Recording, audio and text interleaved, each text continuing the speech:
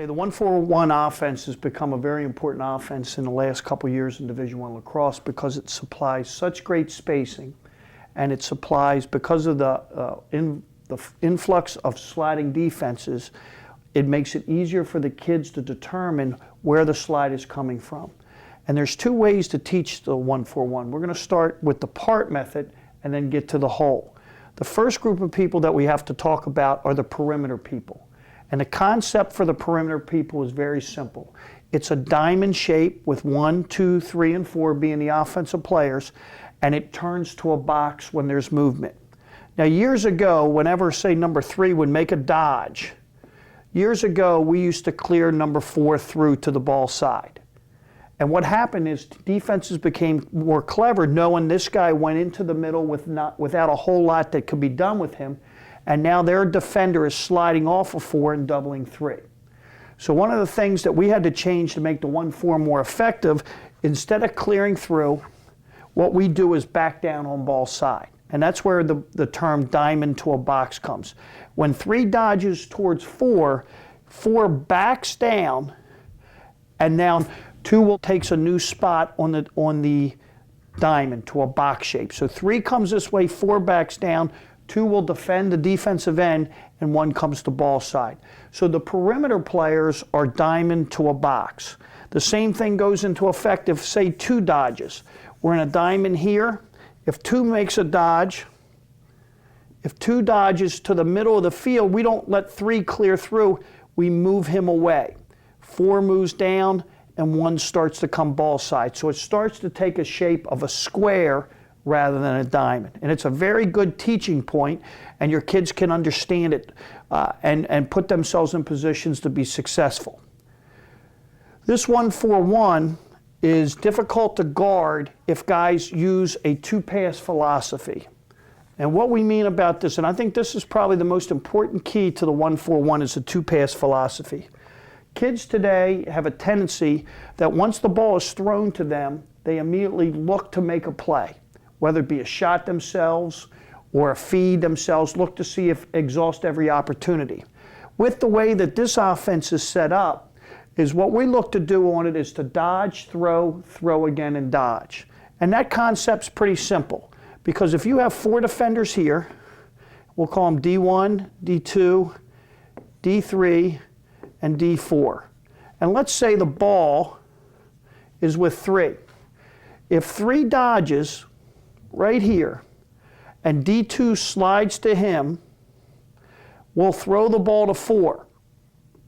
Now, what happens if he tries to make a play, it's an easy 1 slide to the 2nd slide, and they get there. But if we throw that ball 1 more pass, now the furthest guy from the ball has a chance to dodge again. So for us, whenever we play this diamond to a box philosophy, it's simple. Dodge, throw, dodge again. And by this diamond formation, by its shape, wherever you dodge first from, if you throw 1 pass and then dodge again on the 2nd pass, you're farther away from them. You're the furthest away possible from them. So it's very important. It makes it very difficult for teams to back up and slide and help each other. And so what you do is you dodge, you throw, and you dodge again. Very important part. Now, with this diamond to a box, you've got to understand something else in this formation, this 1-4-1. You must have triangle relationships to the ball. So let's say the ball is now at 1. We know by this diamond formation that if 1 drives this way, we have help on the 4, and now 2's got to put himself in a position kind of a square, as 4 will drift up, that we always have help on both sides of the ball.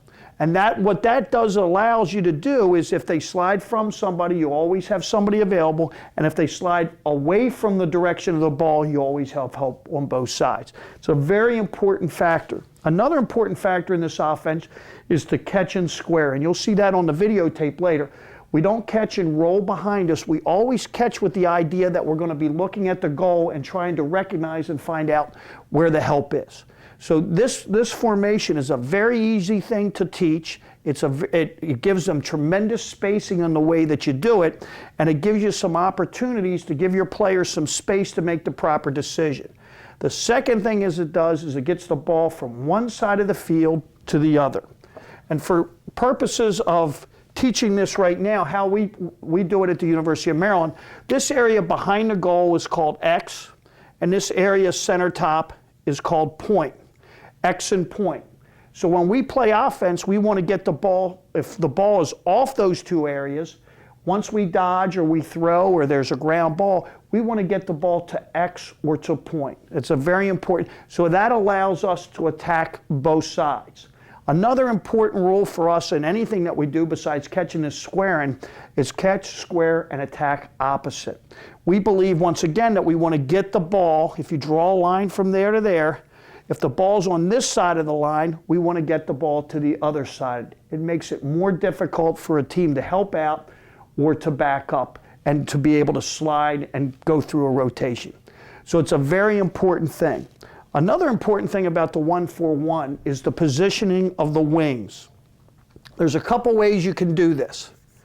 One is you can have high wings, and we'll put 3 right here and 2 and 4 right here. So it's 1 here, 2, 3, 4. It's kind of a diamond. These wings are high. And in the game of lacrosse, you have a restraining box. One of the things we like to do is draw a line from the corner of this restraining box into the goal. We would like to start, when we dodge from the wing, we would like to start our dodge inside that line.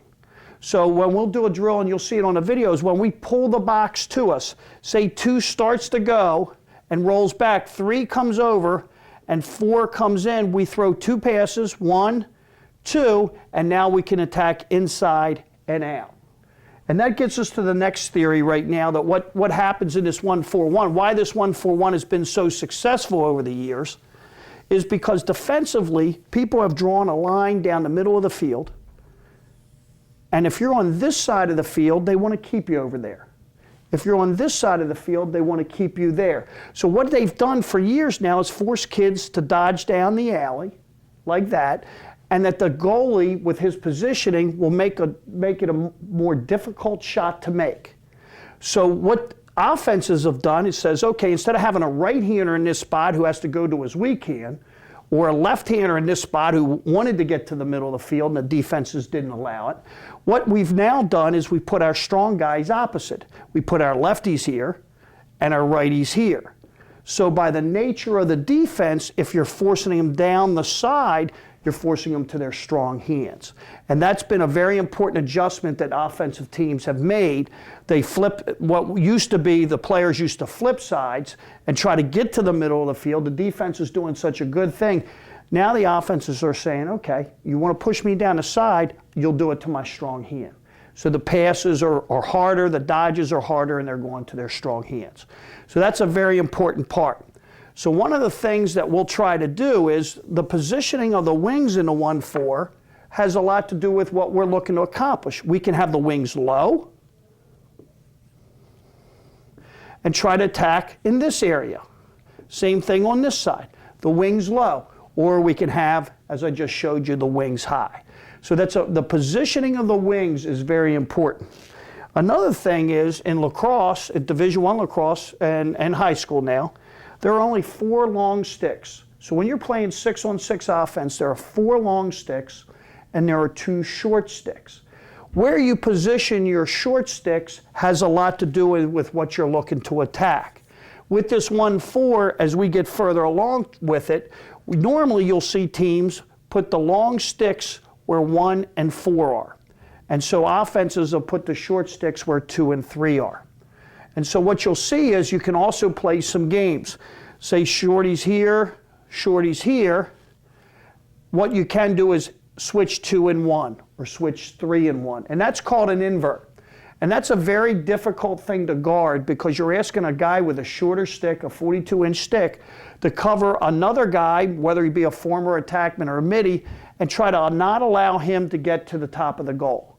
And that's the hardest thing to defend in lacrosse. And that's why this 1-4-1 has been extremely successful with the players on the perimeter, that you can adjust the positioning of your short stick. If you want to attack from out top, you put a shorty here. You want to attack from the wings, you put shorties there. If you want to attack from behind, you can put your short sticks behind. And this has been extremely successful. So when you teach this perimeter, it's a box, it's a diamond to a box. You can reposition your short sticks anywhere that you want to do it. You can attack opposite. When you dodge, you throw 2 passes and attack again. And those are the basic concepts that you can do, along with some drills and stick work and pre-practice that make it easier for you to run it. When you add the 2 inside players, and we'll add the 2 inside players,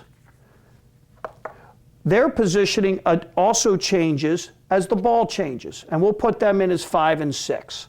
Let's say the ball right now is at 4 center top.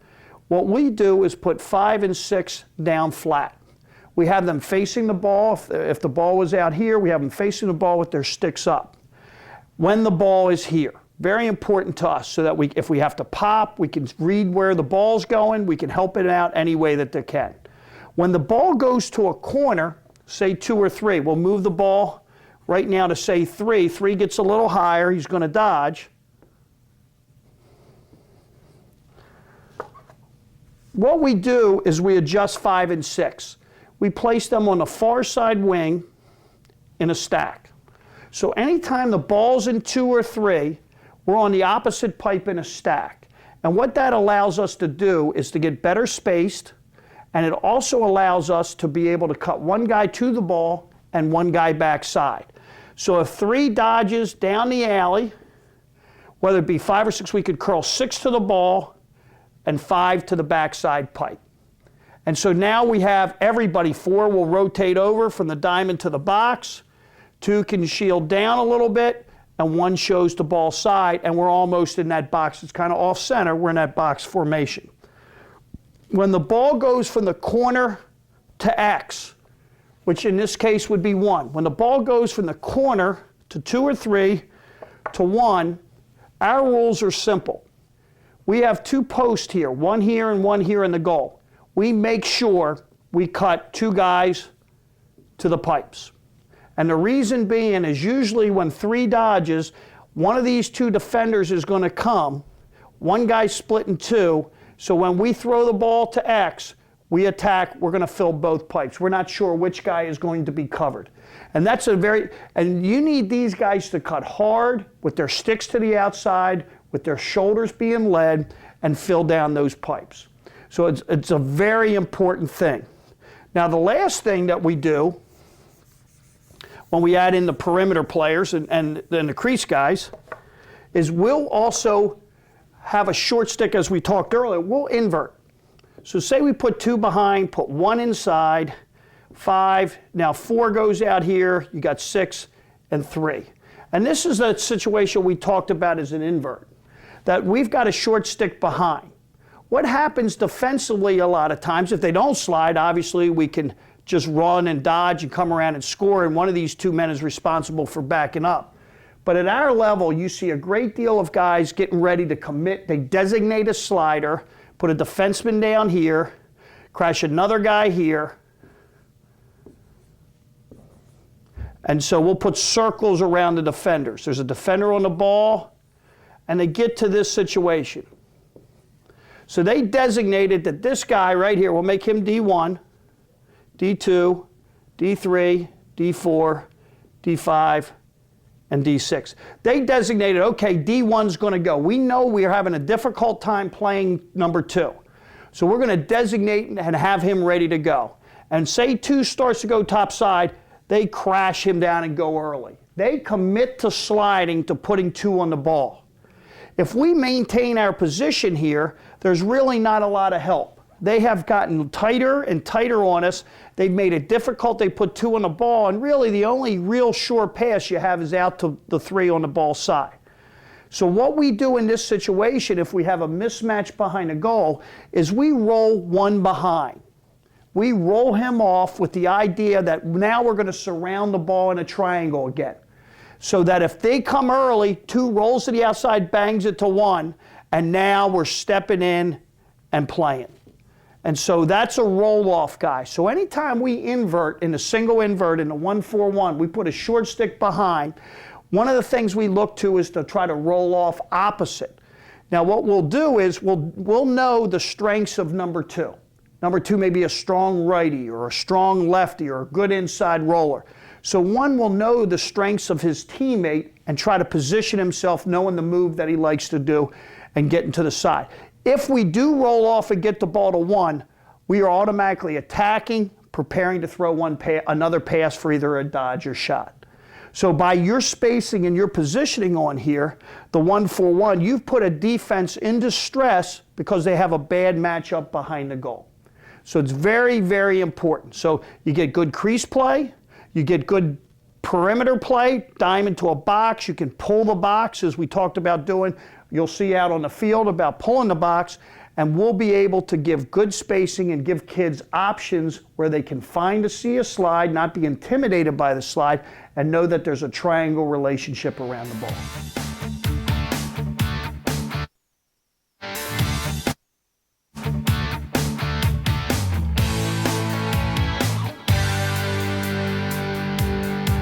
This is the basic concept of the play from behind the goal. You're in a diamond to a box here, and what we're going to work on and show that what we drill our players is when the ball's driven from X, that the backside wing is responsible for backing up shots and also for supplying an outlet to the ball side.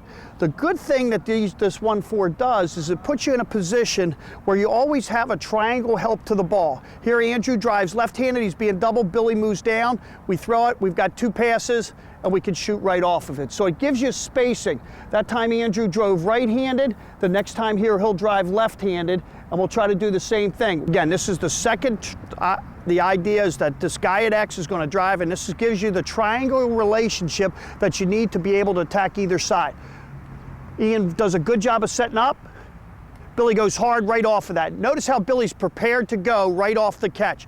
Billy does an excellent job of being ready before it goes.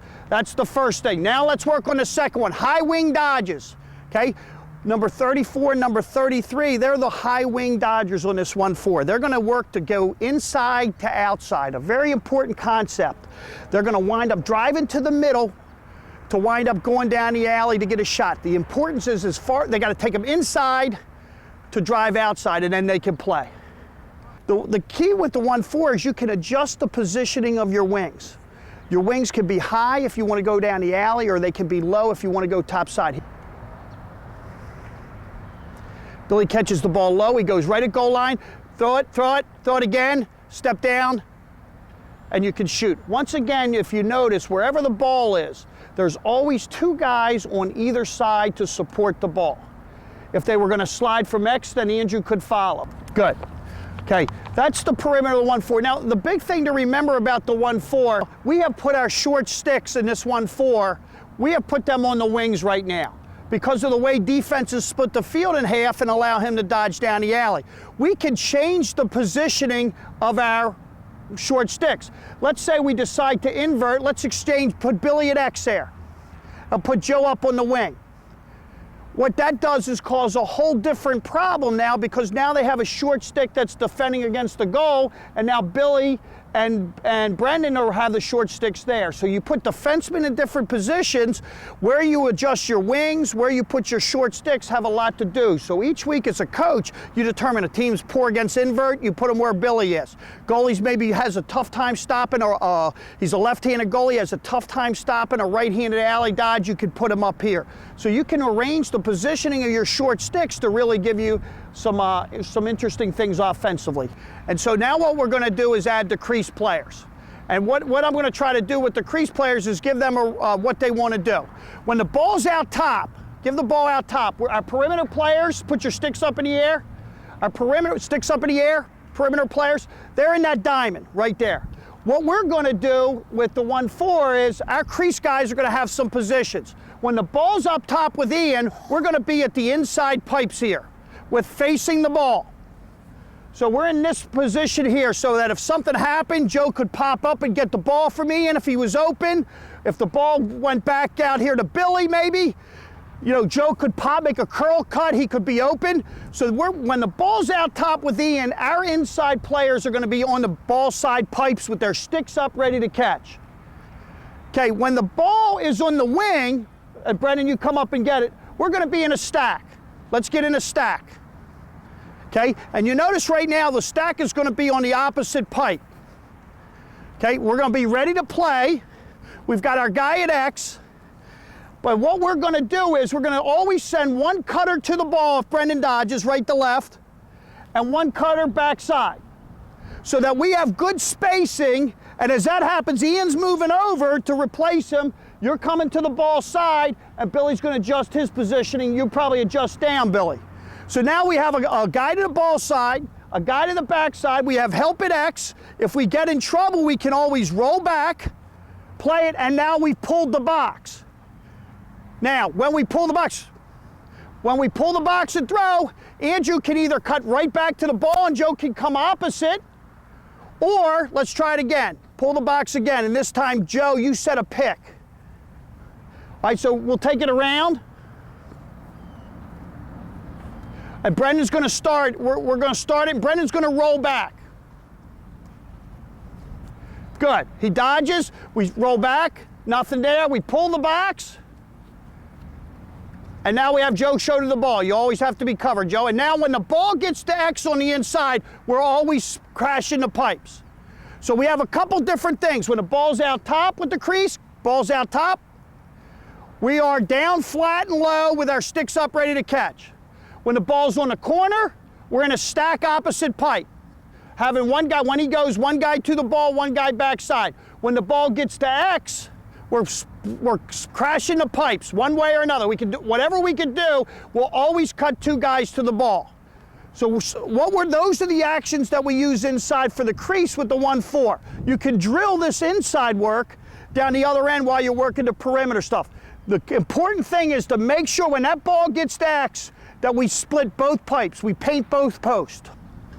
The key on the low wing dodge, Billy, it's important for you on the low wing to put yourself in a skip lane. Okay? So if Brendan does so, and a shot you can make. So when the ball's here, we're in a stack position on the crease, correct? Stack, stack, there you go. And as he comes, Andrew's cutting, Joe's backside, and Billy's got to find the skip lane. So we can have three guys in a dangerous position that they can make the shot. We have help with Mike Brown there. We have help with Ian here. But the key is, once again, just gives you a little something extra on the 1-4. Let's take it around. Second stick, Brendan. Low wing dodge off of this. And let's see if we can get a skip to Billy, okay?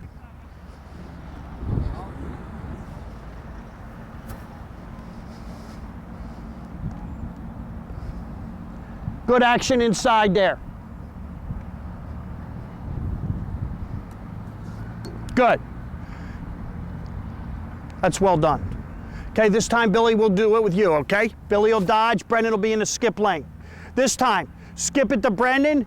Brendan, I want you to bang it right to Mike Brown at X, and then I want to hit somebody inside, okay? Another option of the 1-4 for you.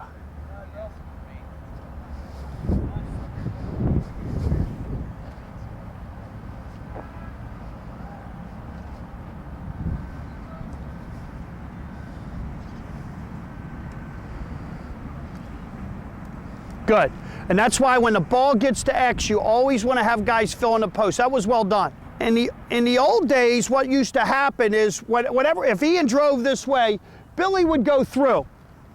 He would clear through. And what would happen now defensively, Mike Phipps, come here. Mike Phipps would know that Billy's clearing through, and he would just leave Billy, and that's a tough handle in there. You've got defenders here, you've got defenders there with Joe, and it's a very difficult handle. So one of the reasons the 1-4 became in vogue is because it became good spacing, and instead of clearing through, we back down the ball side. The concept is, here's the defense that's playing right now. They're playing Billy McGlone, all right? Let Billy have the ball here. Everybody jumps to ball side. The furthest guy away from Billy McGlone is Brendan Healy. So if we can dodge, throw two passes and dodge again, the guy who started on Brendan Healy has got to run all the way over to get in slide position. All right, so let's try to put that together. We're going to do the same thing. We'll pull the box. Billy will dodge. Michael, you're going to catch the ball and bang it across quickly to Brendan, and then Brendan, you're going to dodge top side and get a shot off. All right, here we go. Once again, just another aspect of the 1-4. They pull the box to set up Billy for a good angle dodge. He goes hard, he bangs it, quickly to Brennan, and he goes hard, brings top side. And you can see it puts a lot of pressure on the defense when they have to slide from one side to the other. Here's a set play out of the 1-4, which is a little different. And what we're gonna do, you put your two good, let's see, Brennan and Andrew exchange. You put your two good shooters inside here. And what we're gonna try to do, Bill, you take an upward angle here. Come here a second. Take an upward angle. As Ian's gonna dodge, we're gonna set a down screen. Both guys are setting down screens. And Ian's gonna bang the ball to one. We're either gonna shoot or skip it across decks. If he comes this way, Andrew, you go backside pipe.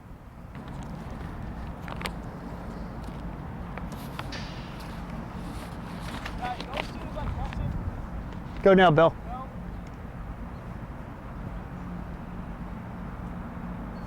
Good. That's well done. That's one set play.